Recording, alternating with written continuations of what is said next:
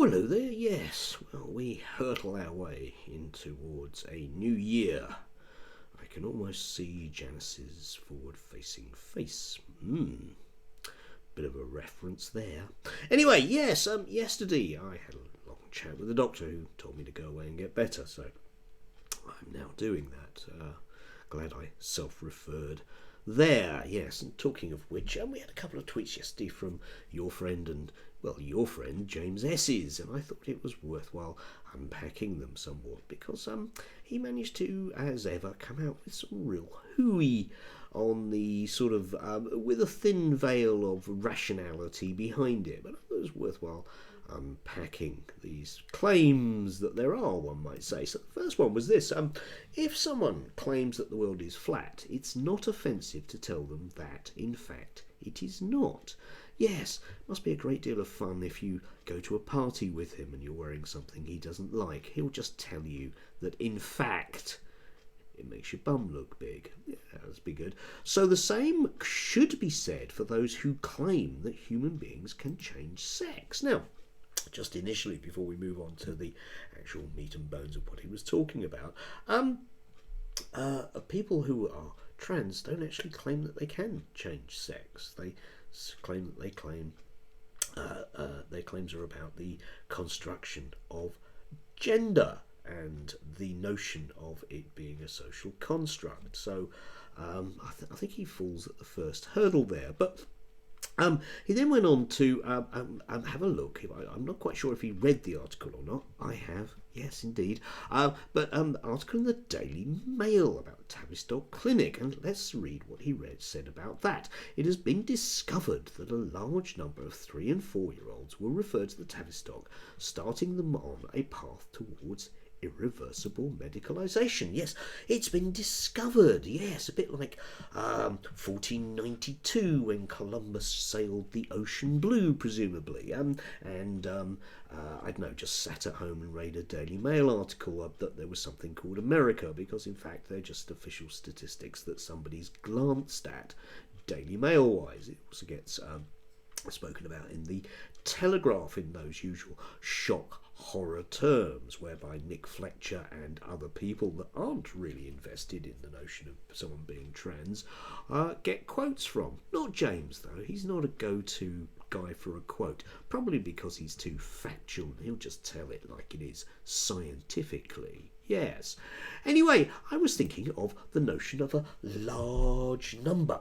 And, I was thinking, well, what's a large number? I mean, like a million is a large number, isn't it? Yeah, it's a large number. But, I mean, if I was to give you £1 million, you'd be very, very happy, obviously, because that's a definite large amount of money. It's a large number. But even a lower number, a much, much, much, much, much, much, much lower number, like 1,000. If I was to give you £1,000, you'd probably be quite happy. That's a slap-up meal at the Savoy, isn't it? Yeah, that's a large number as well. So how exactly is the large number that James is talking about? Well, we've got 70 children aged between 3 and 4 in a decade.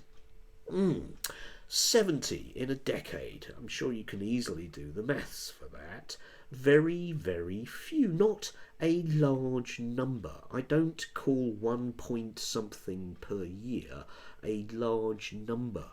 If I was to give you £1.20 a year for a decade, you wouldn't be thinking that you're feeling that much richer at all. But apparently that's a large number. Even if we go to the shock horror number, which is 382 under sixes, we end up with less than 40 kids a year. And don't forget, as it's said, as stated in the Daily Telegraph, so it must be factually true, stated in the Telegraph, factually true, yeah, it's not a large number, James. It's not a large number. Less than 40 a year, and they are being self-referred. Kind of important, that one.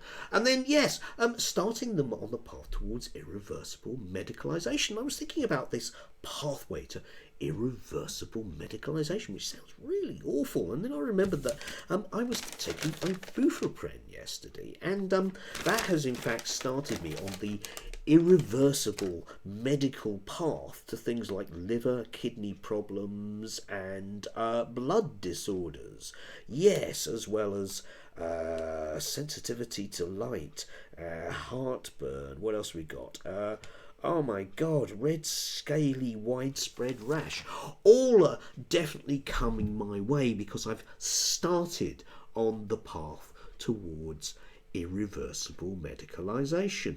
Yeah, you can see the problem with that, can't you? This is abuse. No, it isn't, is it? Because if you actually read the article, James, read the article, James, read the article, James, you discover that, in fact, the majority of these children were, if they were referred, nothing was done with them. And we still end up with the inherent problem, factually speaking, of the notion of irreversible puberty blockers, which is something that James loves to talk about because, after all, he's a man who's been thrown out of a number of organisations factually. So there we go. James has the facts on his side. There are loads of numbers of different facts that I've given out about James in the last year.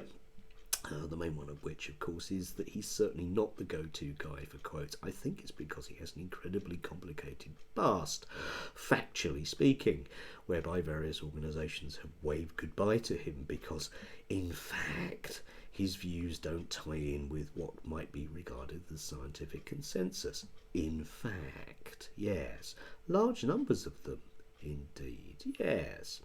Anyway, I just thought I'd share that with you because I'm always amused by these people because sometimes the stuff they post up is absolutely laughable, and if you have such a strong scientific case, I don't think you need hyperbole.